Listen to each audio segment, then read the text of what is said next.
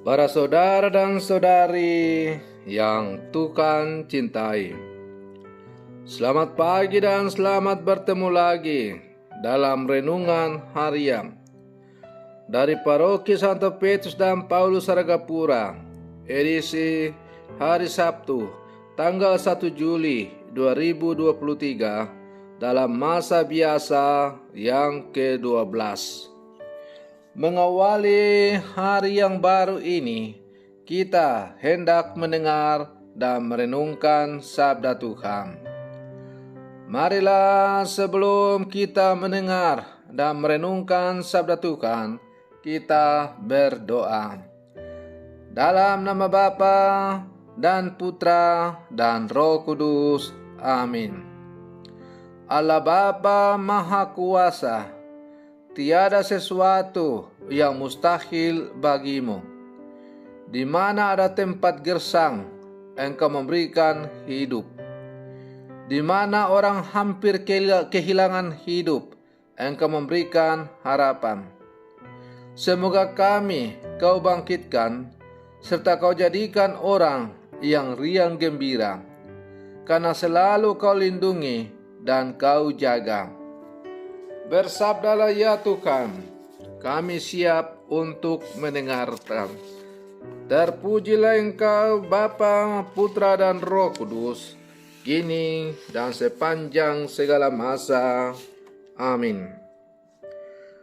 Para saudara dan saudari yang Tuhan cintai, sabda Tuhan yang hendak kita dengar dan kita renungkan untuk mengawali hari yang baru ini, hari Sabtu dalam masa biasa yang ke-12, diambil dari Injil Matius pasal 8 ayat 5 sampai 17. Tuhan bersamamu.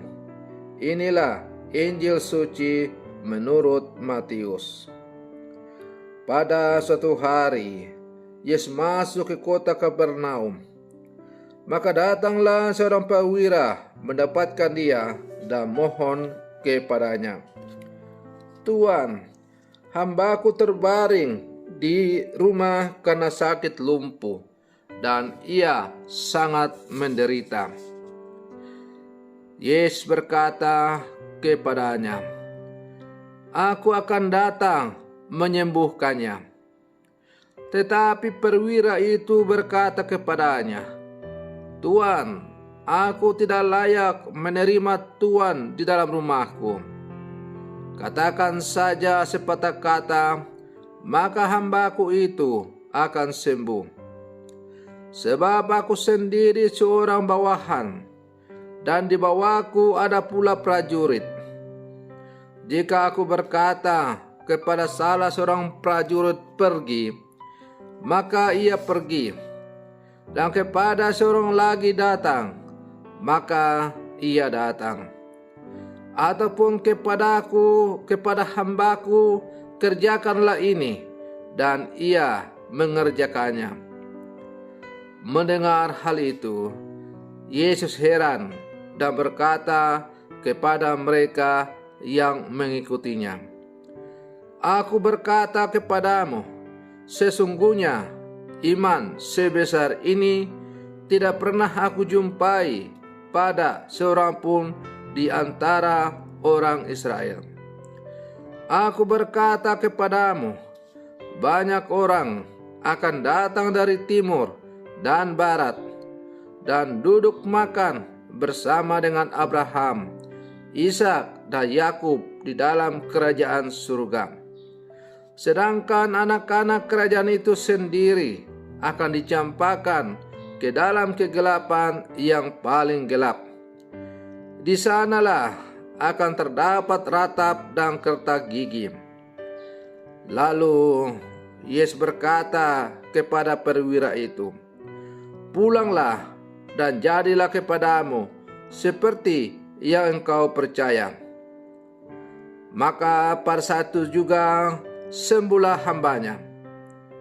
Setibanya di rumah Petrus, Yesus pun melihat ibu mertua Petrus terbaring karena sakit demam.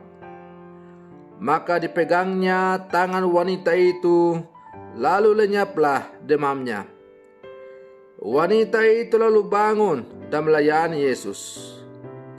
Menjelang malam, dibawalah kepada Yesus banyak orang yang kerasukan setan, dan dengan sepatah kata Yesus mengusir roh-roh itu dan menyembuhkan orang-orang yang menderita sakit.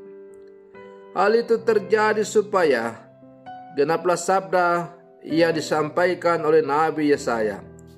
Dialah yang memikul kelemahan kita dan menanggung penyakit kita. Demikianlah sabda Tuhan. Para saudara dan saudari yang Tuhan cintai, di zaman ini orang yang jujur, penuh iman, dan tulus memperjuangkan kehidupan sesamanya sudah jarang ditemui.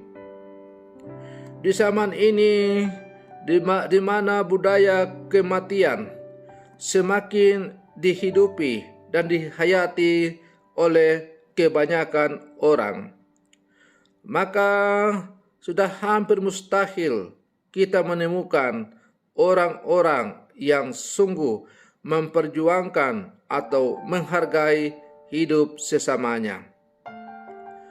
Contoh orang yang langka seperti ini justru kita temukan dalam kisah Injil pada hari ini.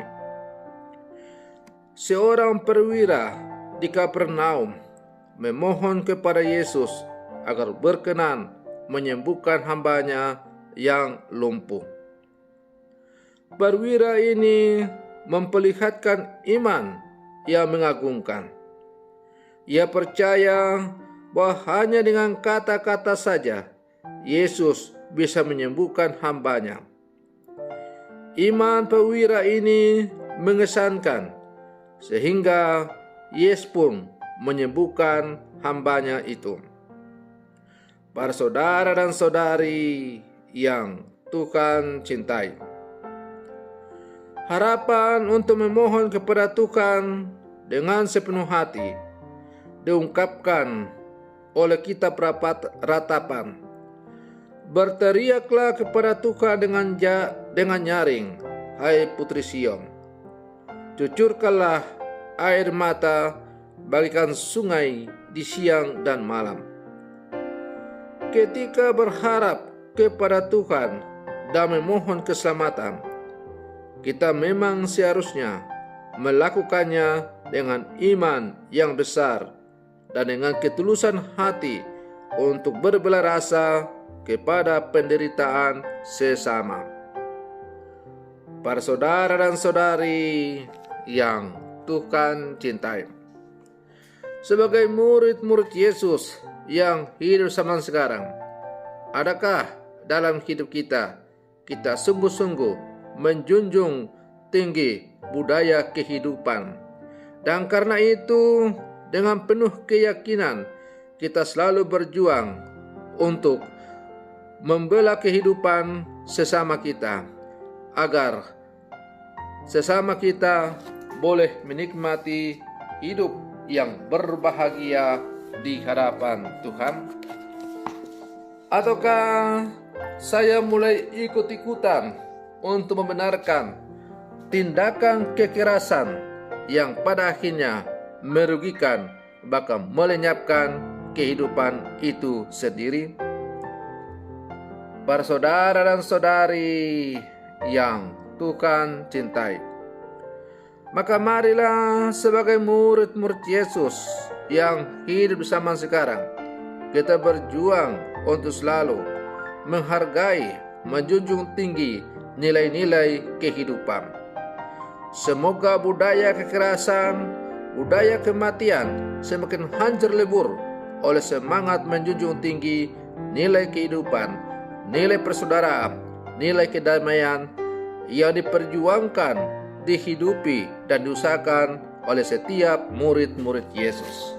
Semoga demikian. Selamat pagi. Tuhan Yesus memberkati.